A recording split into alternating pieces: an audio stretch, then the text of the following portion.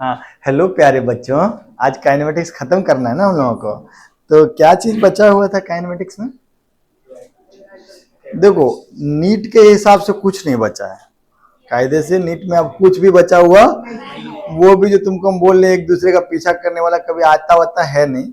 मेरा दिल है कि हम बढ़ा दे रहे हैं। एक तो मतलब जेई के हिसाब से एक बचा हुआ है, that is projectile on incline. लेकिन बच्चे इस पढ़ाई को लेकर के उतना इंक्लाइन नहीं रहते हैं, इस टॉपिक को लेकर के, तो इसीलिए हम भी कई बार स्किप कर देते हैं। ठीक है, लेकिन है टॉपिक अच्छा ही हो।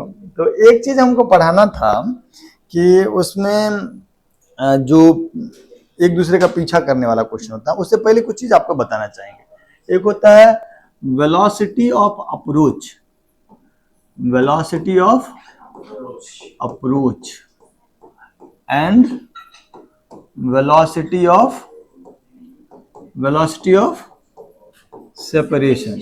ठीक है, वेलोसिटी ऑफ अप्रोच माने दो ऑब्जेक्ट एक दूसरे को अप्रोच कर रहा है, तो दोनों के बीच का दूरी किस रेट से घट रहा है, इज वेलोसिटी ऑफ अप्रोच। अब वेलोसिटी ऑफ सेपरेशन माने दो ऑब्जेक्ट एक दूसरे से दूर जा रहा है, तो दोनों के बीच का दूरी किस रेट से बढ़ रहा है, that is velocity of separation. सुनिएगा बच्चों, मान लिया जाए कि एक पार्टिकल है 1 और एक पार्टिकल है 2। V1 is 0, V2 is in this direction, इस दिशा में V2 है। दोनों के बीच दूरी x है, दोनों के बीच दूरी।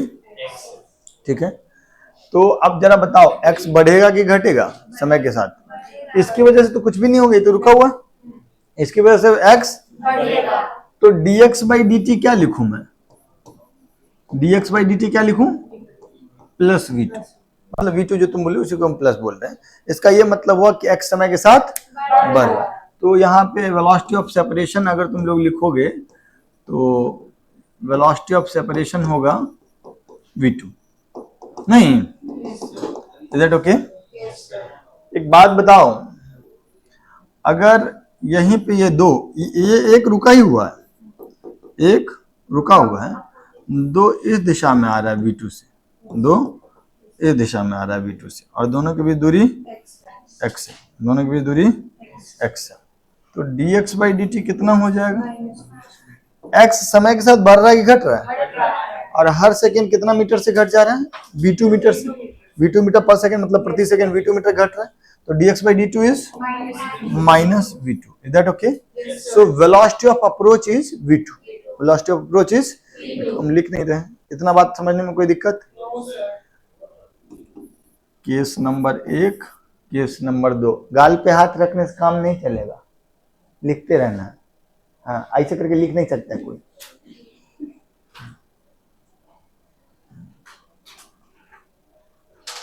आगे बढ़ना चाहते हैं हम, इजाजत दीजिए। ये रेड कलर दिख रहा है इस पे, ये थोड़ा ब्राइटनेस कम कर दें।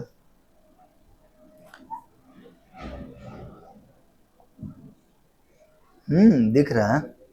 इस पे ब्लैक कलर तो और भी ज्यादा दिखता है।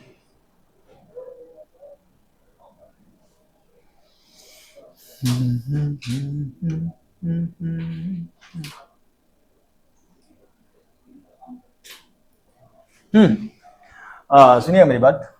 तीसरा नंबर,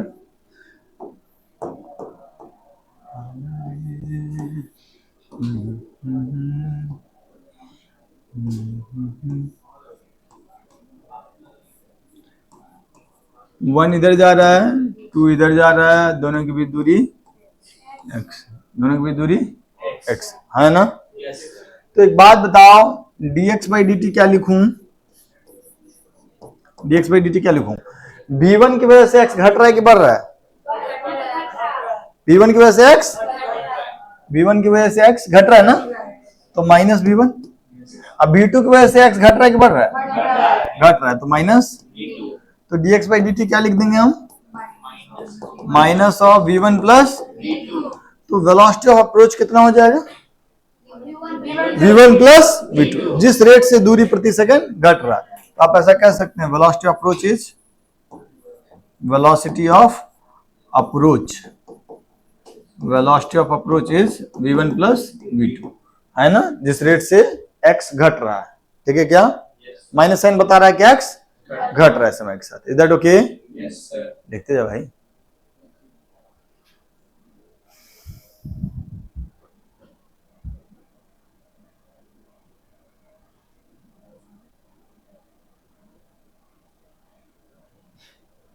अगला बोलो।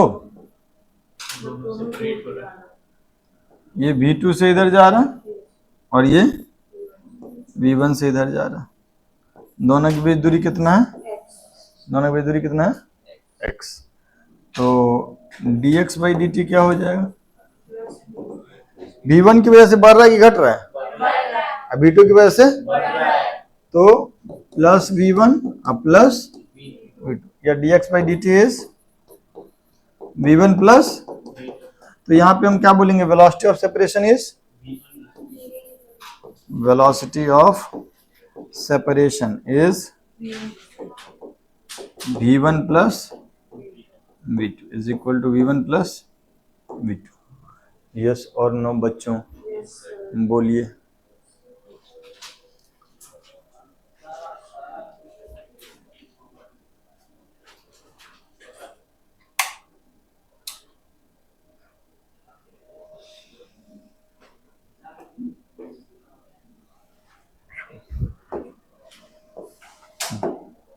लिख लियो पक्का?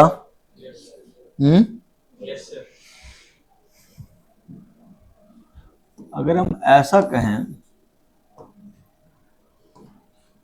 कि ये v2 से आगे जा रहा है और ये v1 से आगे जा रहा है, ये है 1 और ये है 2 और दोनों के बीच दूरी है x, दोनों के बीच दूरी है x, तो dx बाई dt क्या होगा? v1 की वजह से बढ़ेगा घटेगा? घटेगा। v2 की वजह से तो क्या लिखूंगा? प्लस v2 माइनस v1, है ना? हर सेकेंड v1 मीटर घट रहा है, इसीलिए dx बाई dt में उसका कंट्रीब्यूशन माइनस v1 का है, और हर सेकेंड v2 मीटर बढ़ रहा है, तो dx बाई dt में प्लस v2, तो dx बाई dt कितना हो गया? v2 माइनस, अच्छा अगर v2 ज्यादा हुआ v1 से तो एक मिनट, अगर v2 ज्यादा हुआ v1 से तो dx बाई dt पॉजिटिव, मतलब x का वैल्यू बढ़ेगा, और बढ़ेगा भी, आगे वाला ज्यादा तेजी से जा रहा है, पीछे वाला कम तेजी से, तो x बढ़ेगा, है ना? और अगर v2 का वैल्यू कम हो, v1 का वैल्यू ज्यादा हो, तो ये नेगेटिव होगा, जो बता रहा होगा कि x समय के साथ घटेगा। Is that okay? यस और नो बच्चे? पक्का पक्का?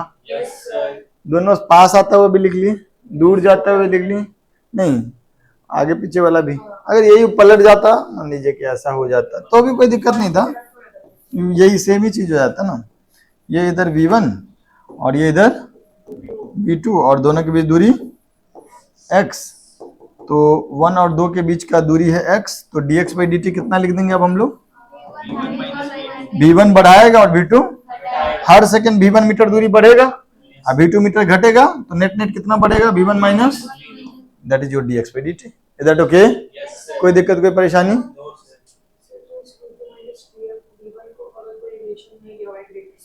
हाँ ऐसे ही छोड़ देंगे, हाँ नहीं बोल देंगे dx by dt is v1 minus v2, if v1 is greater than v2 then they are separating, if v1 is less than v2 then they are approaching each other, है ना? हर सेकंड कितना से बढ़ रहा है कितना से घट रहा है इसका साइन डिसाइड कर देगा, ठीक है? आगे बढ़ूं? ओके, तो इसमें एक सवाल आता है,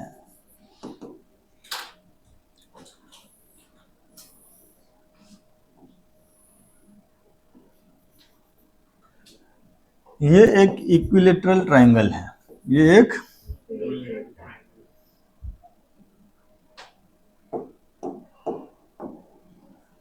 यहां पर वाला पार्टिकल जो है वो v वेलोसिटी से आ रहा है इधर, यहां पर वाला पार्टिकल v वेलोसिटी से इधर आ रहा है, और यहां पर वाला पार्टिकल v वेलोसिटी से इधर आ रहा है ना? ओके ठीक, लेकिन ये हमेशा इधर नहीं आ रहा है। ये मान लीजिए कि है ए, ये है बी और ये है C. A is always following B, A is always following B. Similarly, B always follows C and C always follows A. सब एक दूसरे के पीछे पड़ा हुआ है, ठीक। तो हम इन सब के बीच का दूरी धीरे धीरे घटते जाएगा। आपसे पूछा गया है फाइंड टाइम, अच्छा स्पीड कांस्टेंट है, स्पीड इज, सबका स्पीड फिक्स है, speed is same and constant, सबका स्पीड सेम है और वो कांस्टेंट भी है। Find time after which they will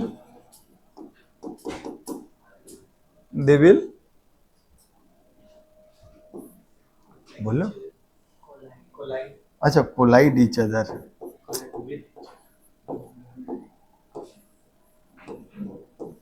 है ना, converge eight, they will converge eight one point, एक जगह पे जाकर के सबको मिल जाएगा। नहीं तो कहां पर जाकर के ये मिलेगा, ये है सवाल।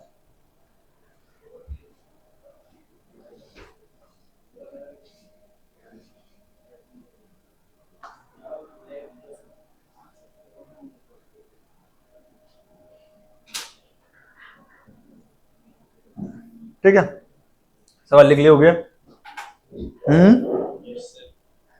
अच्छा हो क्या रहा है, देखो अभी तो ए इस तरफ पॉइंट कर रहा है, अगले ही क्षण बी कहीं यहां पहुंच जाएगा तो ए यहां पहुंच जाएगा और सी कहीं यहां पहुंच जाएगा। अरे हाँ ना तो बोलो। तो फिर जब ए यहां पहुंच जाएगा, बी यहां पहुंच जाएगा और सी यहां पहुंच जाएगा तो ए वाला इधर पॉइंट करने लगेगा, बी वाला और ये वाला, ठीक है, क्लियर। ट्रायंगल थोड़ा छोटा हो गया, लेकिन अभी भी ये ट्रायंगल कैसा है, का है, क्योंकि समान स्पीड से चल रहा था तो सब बराबर बराबर दूरी चला होगा। अरे है ना, ओके। अच्छा थोड़ा देर के बाद ये बी वाला यहां पहुंच जाएगा, सी वाला यहां पहुंच जाएगा और ये वाला यहां यहां यहां, ये वाला यहां, सॉरी ये वाला यहां, बी वाला यहां और सी वाला यहां, नहीं फिर ये इसकी तरफ पॉइंट करने लगेगा, ये इसकी तरफ पॉइंट करने लगेगा और ये इसकी तरफ, तो again it will be an equilateral triangle. तो इस तरीके से ये इक्विलेटरल ट्रायंगल छोटा, और इसका देखो तो वेलोसिटी धीरे धीरे धीरे धीरे घूम रहा है ना, है ना। तो सच्चाई में अगर पाथ देखोगे तो पाथ जो है कुछ इस प्रकार का पाथ आता है, हालांकि एक दो चक्करों मार लेता है, लेकिन बुक में यही लिखा हुआ है तो हम यहीं पे छोड़ दे रहे हैं। सच्चाई होता है कि थोड़ा घूम भी जाता है, अच्छा खासा घूमता है अंतिम में जाकर के, ठीक, ये और ये कुछ इस तरीके का पाथ आता है, ठीक है क्या, बोलो। अब हमको बोला गया है कि किस समय पे जाकर के ये सब एक जगह मिलेगा, है ना। तो इस सवाल को हम लोग करते हैं किस तरीके से, velocity of approach and velocity of separation, जो भी कह लो उसको, ठीक। आइए समझते हैं सर। अब एक बात बताओ, हर हमेशा ये तीनों पार्टिकल कहां होगा, एक इक्विलेटरल ट्रायंगल पे, यस और नो। उस इक्विलेटरल ट्रायंगल का साइड ए शुरू में है, लेकिन हर हमेशा ए नहीं रहेगा, धीरे धीरे साइड लेंथ, लेकिन कभी भी देखोगे तुम अगर उस इक्विलेटरल ट्रायंगल पे तो एक पार्टिकल इधर जा रहा होगा, एक इधर आ रहा होगा, एक इधर आ रहा होगा। ये अलग बात है कि ये ट्रायंगल थोड़ा सा घुमा हुआ तुमको दिख सकता है अलग अलग इंस्टेंट पे, नहीं आपको ट्रायंगल घुमा हुआ दिख सकता है, लेकिन हमेशा ये होगा कि सब एक दूसरे का पीछा कर रहा है, और अगर ये इधर आ रहा है तो ये इधर आ रहा है, और ये एंगल अभी भी कितना डिग्री होगा, इक्विलेटरल ट्रायंगल होने की वजह से। Is that okay? तो क्या ये बात कहना सही है कि ए जो है वो बी की तरफ अप्रोच कर रहा होगा कितने से, बी वेलोसिटी से, लेकिन बी जो है वो सी की तरफ जा रहा होगा बी से, और इन दोनों के बीच का दूरी हमेशा ए घट रहा है, दूरी इन दोनों के बीच का दूरी घट रहा है।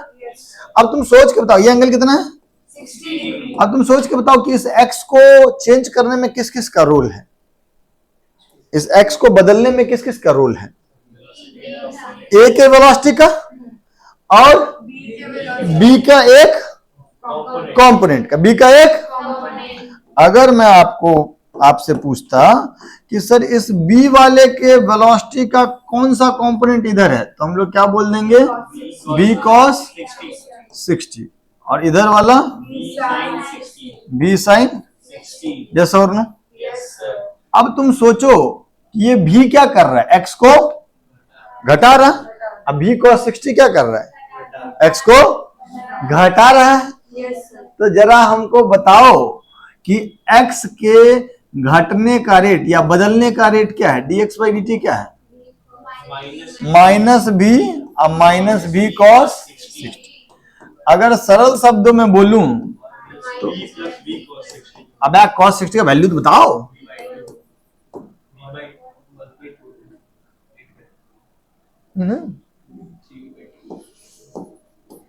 कितना हो गया, इसका क्या मतलब हुआ, वेलोसिटी अप्रोच हमको नहीं समझ में, हम 9वीं क्लास का बच्चा है। हाँ, कह रहा है कि इन दोनों के बीच का दूरी हर सेकंड कितना मीटर से घट जा रहा है, माइनस ने बता दिया घटना, 3b/2 मीटर है ना। दोनों के बीच का दूरी हर सेकंड कितने से घट जा रहा है, 3b/2।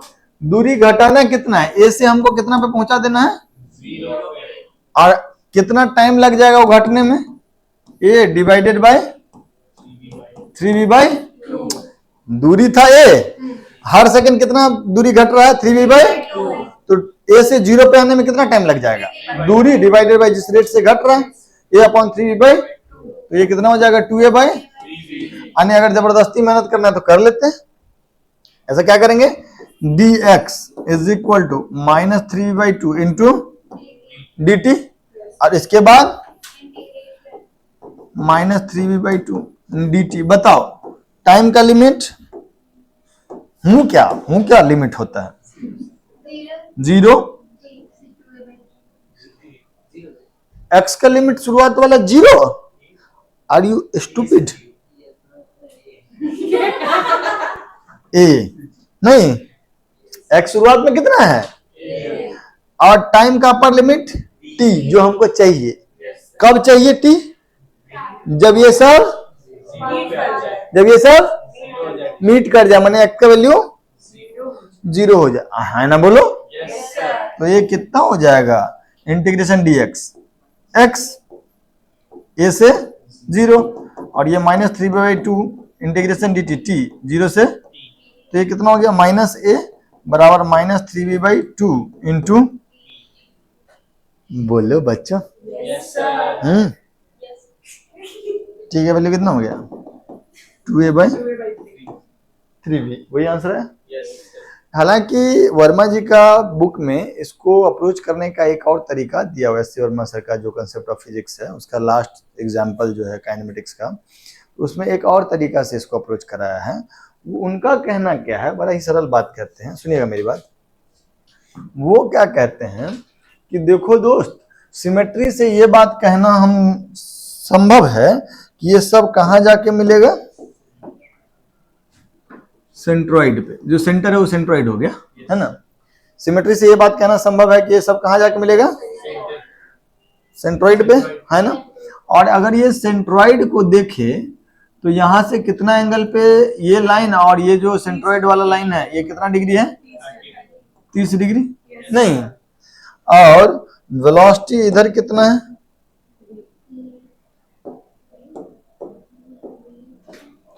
इधर की तरफ वेलोसिटी कितना है v, तो हमको यही दूरी न ट्रेवल करना है यहां से यहां, और हर हमेशा ट्रायंगल में सिमेट्री बरकरार रहेगा। ट्रायंगल अपना शेप मतलब ओरिएंटेशन बदलेगा, लेकिन ओरिएंटेशन बदलने के बावजूद अगर आप देखिएगा तो सेंट्रॉइड के साथ इस वेलोसिटी का, सेंट्रॉइड वाली लाइन के साथ इस वेलोसिटी का एंगल अभी भी कितना होगा 30 डिग्री।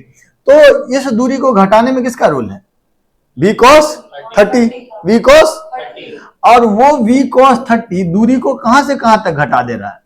पहले दूरी कितना था, ये वाला दूरी अगर कैलकुलेट करोगे तो पता है कितना होगा, हाइट का ये 2/3 होता है ना, ये 2/3 ऑफ हाइट होता है, दैट इज 2/3 ऑफ √3/2a है ना। तो दिस वैल्यू इज a/√3 है ना। तो v cos 30 जो है v cos 30 से t टाइम तक चले और हमको कितना चलना है a/√3, यहां से यहां पहुंचना है ना। तो t का वैल्यू कितना हो जाएगा a/√3 into v cos 30, yes और नो, v cos 30 √3/2 हो जाएगा। तो ये वैल्यू कितना हो जाएगा 2a/, तो that is also one of the तरीका to solve the question, yes और नो। दिख नहीं रहेगा इसमें, हाँ थोड़ा सा दिक्कत तो जीवन में आता ही है हमेशा, ठीक है ओके। बोलो ब्लैक से आप अगला पेज में लिखेंगे, जल्दी लिखो, दैट ओके जल्दी लिख लो। हाँ बच्चों, इसमें एक और क्वेश्चन है, ये क्या है, हेक्सागन ले लेते हैं, ठीक है। बाप रे बाप,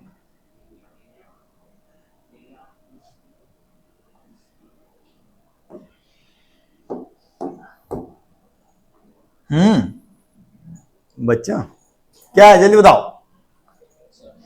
ए है, ये बी, और ये और ये और ये और ये एफ, ये कैसा हेक्सागन है रेगुलर। रेगुलर का मतलब सब साइड बराबर है ना। ये लिखो, अब सुनिएगा मेरी बात, हो क्या रहा होगा इसमें, तुम लोगों को तो सब मालूम ही है क्या। यस सर कह रही हो, बताओ। सब पीछा कर रहा है एक दूसरे का, 20 ये भी 20 ये भी बी बी बी और ये है ना, सब एक दूसरे के पीछे पड़े हुआ। कितनी देर के बाद सब एक पॉइंट पे मिलेंगे है ना।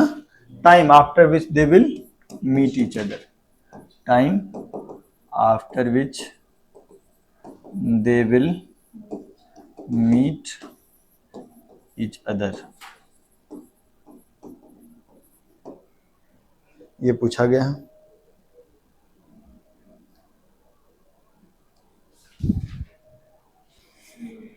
हाँ हाँ वैसे ही बनाना है जैसे बनाया जाना चाहिए, जल्दी लिखिए। हेलो, हाँ बच्चों आपने इसमें क्या किया, अच्छा ये पूरा एंगल कितना होगा आशीष 120 डिग्री। तो ये वाला एंगल जो होगा, जो बाहर वाला एंगल है external angle, that will be 60 degree. Okay, so this angle is 60 degree. नहीं, हम इस साइड को केवल बाहर में बना लेते हैं, ध्यान से देखिएगा। इधर वाला वेलोसिटी v कितना एंगल पे 60 डिग्री, और इधर वाला वेलोसिटी v, इन दोनों के बीच दूरी x। x शुरुआत में x a था, घटते घटते 0 हो जाए। अच्छा, ये हेक्सागन का ओरिएंटेशन बदलते जाएगा जैसे जैसे घूमेगा सब एक दूसरे की तरफ, ऐसे ऐसे, लेकिन अंत में सब आकर के मिलेगा कहाँ पे, सेंटर पे। यस और नो।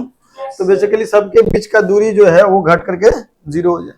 तो अब इस v के दो कंपोनेंट, इधर वाला v cos 60 और इधर वाला v sin 60, तो dx by dt क्या है, dx by dt क्या है, इसकी वजह से बढ़ रहा और इसकी वजह से माइनस बी वन, इसकी वजह से माइनस बी और प्लस बी कॉस, यस और नो। तो dx बाई dt कितना हो गया, minus B plus B by two, that is minus B by, that means दोनों के बीच का दूरी हर सेकंड v बाई 2 मीटर से घट रहा है ना।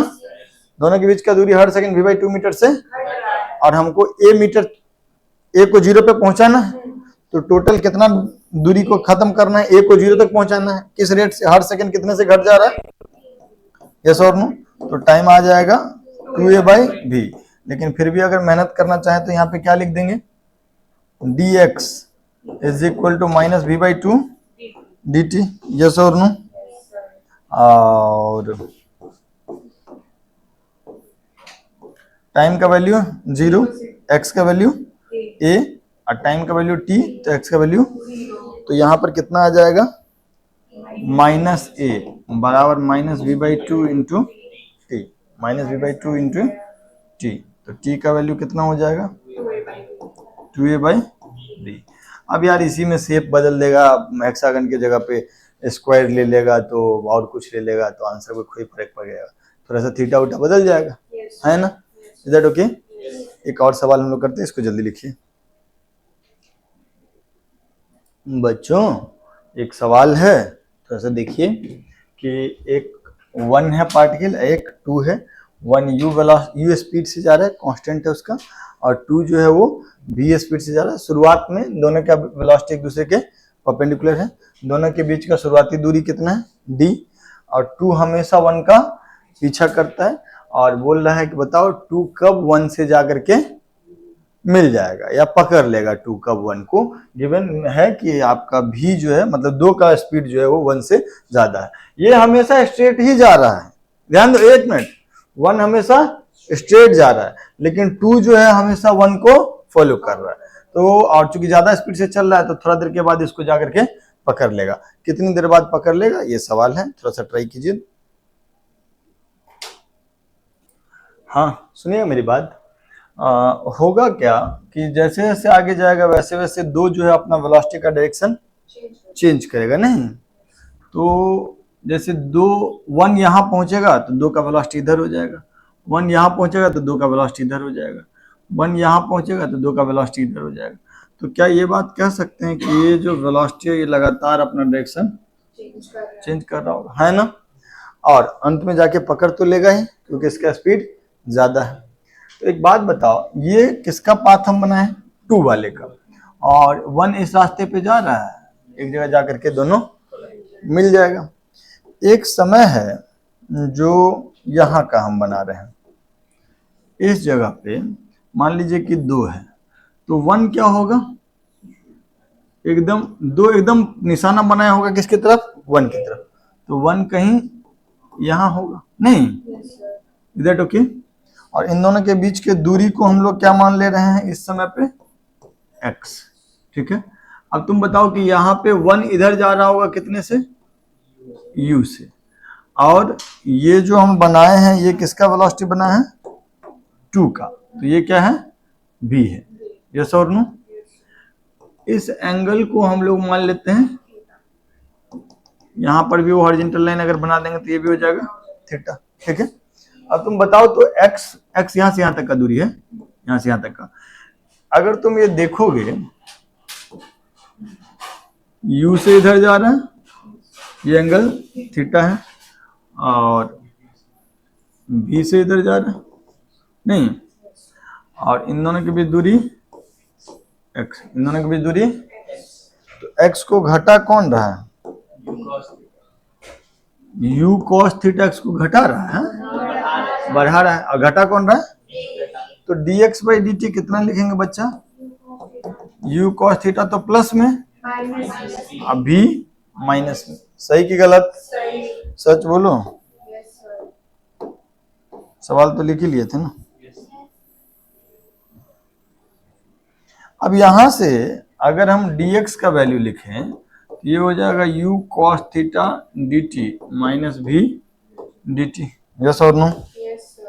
और अगर हम इसको इंटीग्रेट करने का कोशिश करें तो u और v तो कांस्टेंट है, उसको इंटीग्रेशन से बाहर रख सकते हैं, और x का लिमिट शुरुआत में कितना है d, और अंतिम में जाके, और इसमें किसका लिमिट जाएगा टाइम का 0 से t, और इसमें भी 0 से थीटा नहीं दिया हुआ वो काम हो जाएगा, चिंता मत करो। वही तो समस्या है कि थीटा नहीं दिया हुआ, हम कर लेंगे वो काम। तो यहाँ से जो इंटीग्रेशन आएगा वो एक आएगा, ये वाला चीज कितना आ जाएगा x, तो 0 माइनस डी, माइनस डी लिखना बंद करो, u इंटू ये वाला इंटीग्रेशन नहीं, ये तो क्या हो जाएगा माइनस बी इंटू टी। अगर ये वाला चीज आ जाएगा तब तो टी का वैल्यू हम लोग निकाल लेंगे ना। मामला तो यहीं अटका हुआ, इसको यहीं पे रहने लेते हैं। अच्छा एक बात बताओ, पहला वाला का वेलोसिटी तो हमेशा ही हॉरिजॉन्टल डायरेक्शन में u वेलोसिटी से। अच्छा v का इस डायरेक्शन में हॉरिजॉन्टल वाला कंपोनेंट जो होगा वो कितना हो जाएगा v cos, तो v का इधर वाला कंपोनेंट जो है ये v cos थीटा है। अब एक बात बताओ कि v cos थीटा और u दोनों सेम डायरेक्शन में है। शुरुआत में ये दोनों हॉरिजॉन्टल में सेम दूरी पे था, हॉरिजॉन्टल लाइन दोनों का, हॉरिजॉन्टल पोजीशन दोनों का सेम था, है ना। अब यहां से चलना शुरू किया और फाइनली यहां पहुंच गया। तो एक बात बताओ, 1 हॉरिजॉन्टल में कितना दूरी चला ये, और 2 हॉरिजॉन्टल में कितना दूरी चला ये, क्या ये दोनों बराबर है ना। इसको हॉरिजॉन्टल दूरी चलाने वाला कौन, u, इसको हॉरिजॉन्टल दूरी चलाने वाला कौन।